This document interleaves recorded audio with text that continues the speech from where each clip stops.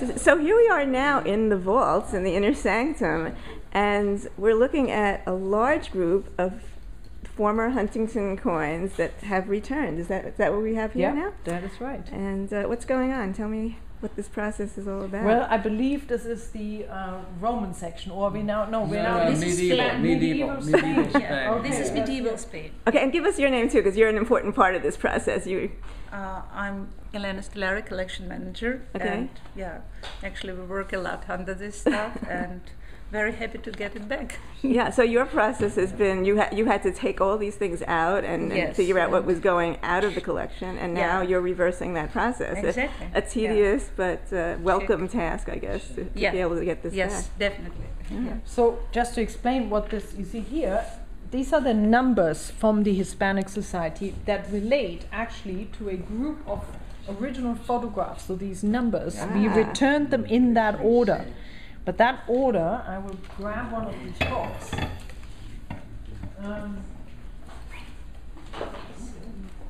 So this is the original record of the Huntington photos. Yeah, these were actually on display at Sotheby's. We saw some of these. Yes, this is the now it was given to.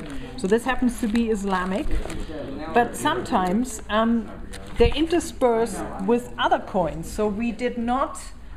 We had to return them in the order of this book, but which was not the collection order. And now, having them returned them, we have to put them back into the collection order.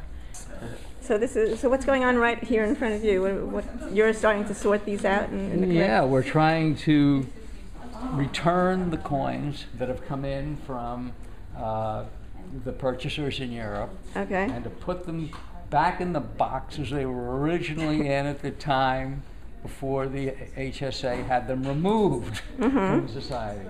They were purchased in 2 batches, so they weren't even combined. So we have 2 boxes, because one purchase of medieval coins took place maybe 6 weeks ago, and another purchase took place subsequent to that.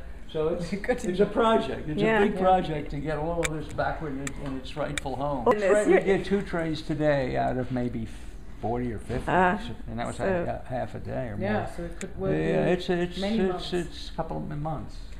That's with 2 people too. So now we're entering the vault proper through these metal doors. So this is the vault, which is purpose-built, and we have about 800,000 objects, as well as many of our archives on the top shelf. So this is the Huntington material this that's just returned. This is exactly the Sotheby's boxes, if you remember them. It says Sotheby's, indeed. So this Huntington had put together a remarkable collection of Roman coins, and as there were always mints in Spain where the Roman silver maybe came from, there is a sort of connection with some of the mints being also there.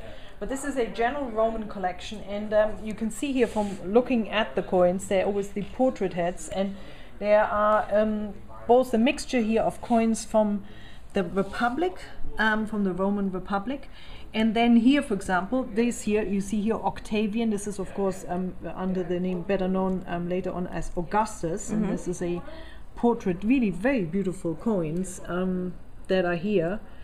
And then it goes, we have others, the Emperor Claudius, Nero, literally everyone is represented. The history of ancient Rome. Yes, and this here is just one tray. We have obviously multiples of this. And over here we have one of the great treasures of the collection that was sold by the Hispanic Society of America, and that you've happily retrieved. Yes, this is one out of maybe 4 trays of Visigothic gold coins, and in fact most coins by the Visigoths, which is a sort of tribal group that comes in a very early medieval period, and they produce these quite fascinating looking coins. Most of them, these wars, they can be sometimes very rare because these kings didn't live very long, so their coins are very rare, and this collection is the biggest in the world. It is one of these extraordinary things that Huntington managed to put together, going back to some very early provenance collections, and this is generally true about Huntington's coins, that he went through Spain and bought from all sorts of old collectors. And so for the Islamic area, which we haven't unpacked unfortunately, there is material that goes back into old Spanish, Arab collectors, collections, which is quite extraordinary, really, when you think you can be holding something that someone held, in Spain such a long time ago. And this is one group here. So this group came with the first. You got these coins back mostly in two big groups. There was about 10,000 that came in the first batch, and that included the Visigothic coins. Actually, this came first. It came technically in 3 batches. This was the first group that was offered to the American Numismatic Society, and then came the second batch, which had the Roman and medieval and the Celtiberian, and now comes the third batch, which has again more medieval Spain, and then most importantly the full Islamic section, as well as purchased by the ANS, a group of Greek coins and Celtic coins, a lot of gold coins in that group as well. That the ANS, this is one group that the ANS had enough money to purchase. So this from the auction in Madrid, or no? That was again directly from the consortium. The auction in Madrid, we've bought something, but we still don't know what.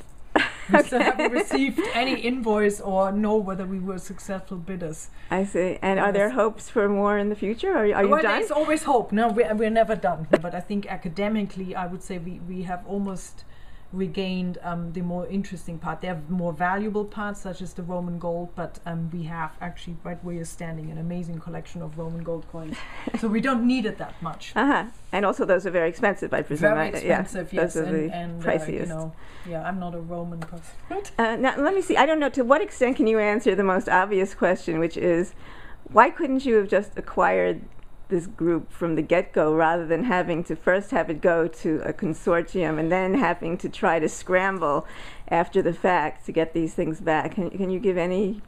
Well, that's a very good question. I think the main answer is we unfortunately were not one of the museums that was offered the collection by the Hispanic Society. Unlike some other museums here in New York as well as outside New York, I have no answer why that was. I'm pretty confident we would have had the money to buy the coins then, through, various donations, but that didn't happen, and then we were not prepared really to get engaged in this, what seemed to be a pretty crazy bidding process, and the sealed bid auction, the sealed bid auction, yes, that was not something that a museum could have responsibly been, looking at. So not a very satisfactory answer. So well, better late than never. Better, yes, it's so true. No, we're really thrilled. Okay.